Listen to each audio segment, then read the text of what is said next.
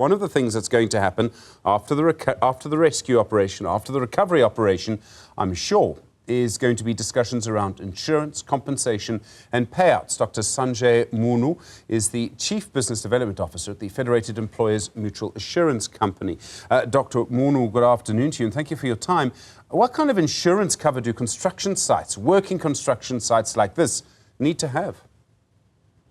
Yeah, good afternoon, Stephen. And firstly, our words can't express how saddened we are to hear about this catastrophe, and our heartfelt condolences and sympathies to the families of the injured and to the deceased as well. So, I represent FEM. We provide workmen's compensation to the construction industry. We cover just over 300,000 lives in South Africa, and the rest of the construction industry is covered by the compensation fund.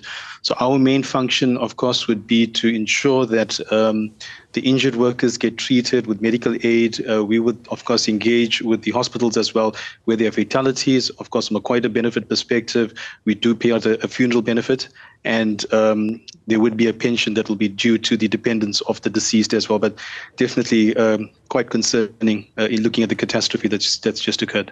There are often different bodies, different companies involved on a construction site. So you'll have a developer, you'll have a contractor, you'll have subcontractors. It can be quite difficult to know who the employer of particular workers is. Do each of those organizations have some sort of duty? I mean, do you insure all of them? Do each of them have some sort of duty to be insured, or do they leave it up to the compensation fund?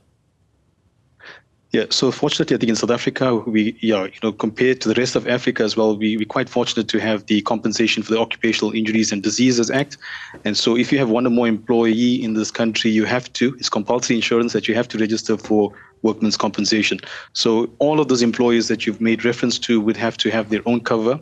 And so we've been engaging with a number of different industry bodies as well. And, we of course trying to put in effort in terms of trying to support the rescue efforts as well by reaching out to NGOs. But, for example, we've been engaging with the Master Builders Association. Subcontractors, for example, who provide support in terms of the building aspect would be the Institute of Plumbing, the Electrical Council for South Africa as well. So all of those entities are definitely working to engage and find out who are the subcontractors that were involved in this particular incident. But maybe just to give you some context in terms of COIDA as well. So it doesn't necessarily mean that if an employer is registered with the compensation fund or FEM that they will be covered. So our main focus and main priority is the injured worker. So even if they don't have cover as well, from a compensation fund perspective, those injured workers will be covered. If it's a valid injury on duty, in this instance, most likely it will be. Thanks. When you get insurance, in some cases you have to qualify for the insurance. And the easiest example, I suppose, is that you can't actually get car insurance if you don't have a driver's license, right? So when you have insurance, if you insure someone who's in the construction industry, do they have to prove that they're following certain procedures? Can that be an issue? Does anyone check that they're doing that? Does it work like in that way? Certainly. So from the current COID Act, it does make provision for that. So we ensure that, of course, there can't be any willful or negligence on site, or there can't be any, willful misconduct. Under the COID Amendment Act, that falls away. So meaning that even if there's willful and, misconduct or negligence, those claims will be covered. So from a COID insurer, of course, health and safety is not necessarily, but we take it quite seriously as FEM. So we have a number of initiatives that we've embarked on, and certainly when we have the industry bodies that we use as conduits as well in terms of supporting the construction industry in terms of health and safety, we engage with statutory bodies as well, like the SACP-CMP, who of course regulate the construction industry, the health and safety, construction managers and practitioners. Right, so there's a number of initiatives from a health and safety perspective. But back to your point, in terms of whether there was any negligence in this particular case, we would not view that from the employer side, whether in determining whether to accept liability or not. So in most, in this particular case, most probably we will accept liability for those accidents. Thanks. And Dr. Munu, I mean, this may be a strange question, but as I've come to understand how this works, an architect will submit plans. Those plans go to the council. After that, there's often a separate plan, a structural plan. My understanding is that actually those plans aren't passed by anyone.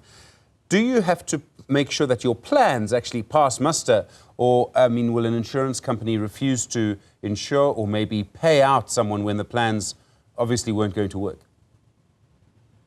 So I suppose, that'll be separate insurance, cover that the construction employer would have, perhaps public liability, etc. But from us, from a COIDA insurance perspective, we wouldn't go and question the construction employer, had they gotten the plans passed, etc. Because, when you talk about construction, we employ probably about 8% of the workforce in the country, and, majority of the employers in construction are your SMMEs, hundreds of thousands of them, Bucky Brigade builders, etc.